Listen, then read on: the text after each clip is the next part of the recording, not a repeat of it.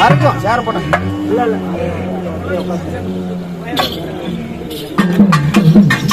சேர்ல போய் சாமி கிலோ करे கிலோ करे சரியா கிலோ करे சரியா யாடு மாரியா மாரியம்மா உத்தமி ஆண்டவையா நாகமோ குடவிடிக்கும் நல்ல பாம்பு தாளாட்டம் குடவிடிக்கும் மாரியம்மா விண்ணாகராளாட்டம் ஐயா செல்லரித்த புஷ்குள்ள மாரியம்மா செல்வியாக வழிவிடப்பா செல்லரித்த புஷ்குள்ள மாரியம்மா வழிவிடப்பா இன்னார கலையிலே மாரியம்மா மாறி சத்தமா கண்ணவாபுரி பட்டணத்துல இருந்து சமயாபுரம் சாசாங்க ரூபியை கொண்டு வந்து இங்க இடம் சேர்த்து விட்டோம். இப்ப அந்த அம்மா எங்க இருக்காங்க? கும்பத்துல இருக்காங்க. இந்த கும்பத்தை விட்டு வெளியே வருவாங்களே, ஆனா அவங்க என்ன நிலை அடைவாங்கன்னு நமக்கும் தெரியாது. நீ என்ன பண்ற? நீ கம்பக்கிட்டே உட்காரு கொஞ்ச நேரம். அம்மா உமையா, யாரோ ஒரு அசுரனை ஜனனமாக வைத்து விட்டு ஆண்கள் கையிலே சாகில்லாத வரத்தையும் கொடுத்து விட்டு இந்த தேவல் படும்பாடு நாங்க கொஞ்சமல்ல நஞ்சமல்ல பண்ணாங்குளராட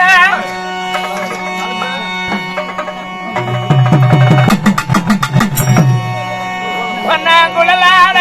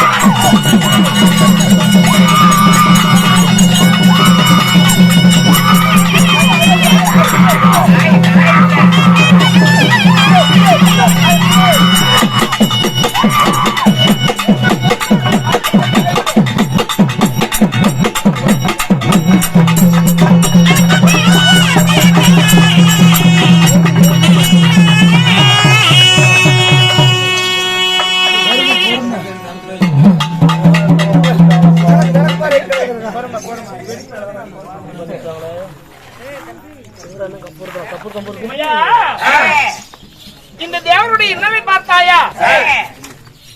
வரக்கூடிய இந்த அசுரனுடைய கரங்களால் இந்த வல்லவனாகிய தேவர்களுக்கு அகப்பட்டு விட்டோமே, ஆனால் இந்த உலகத்தை ஒரே வினாடியில் நம்ம அழித்து விடுவான். கண்ணே, தேவர்கள் உன்னை அறியாதவர்கள் அல்ல, உன்னுடைய அருமை அறியாதவர்கள் அல்ல. தேவ குழந்தைவா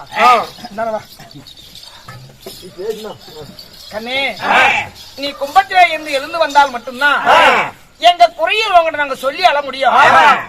எங்களுக்காக தேவர்களுக்கு பரிந்து உனக்கு துள்ளு மாவு முன்னாடி வச்சிருக்கோம். அரிசி மாவு என்றால் அரவணைத்து வர வேண்டிய நீ அந்த மாவால வெளியே இருந்துச்சு.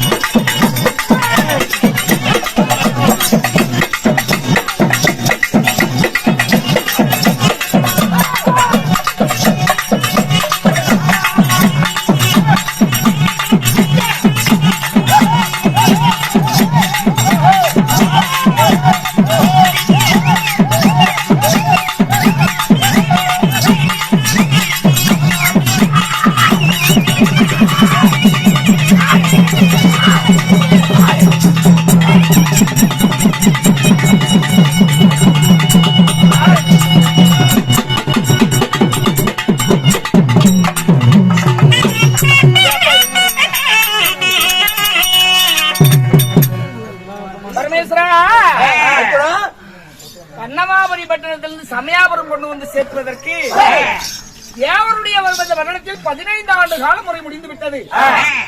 இந்த 15 ஆண்டு காலமா இந்த பார்வதி தேவி மக்களுடைய முகமறியாமல் நின்று கொண்டிருக்கிறார்.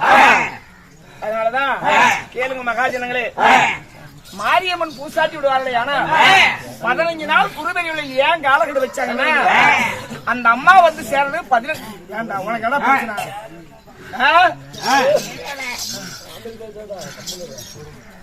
15 ஆண்டுகளானதா சிவபுராணம் சொல்லுகிறது.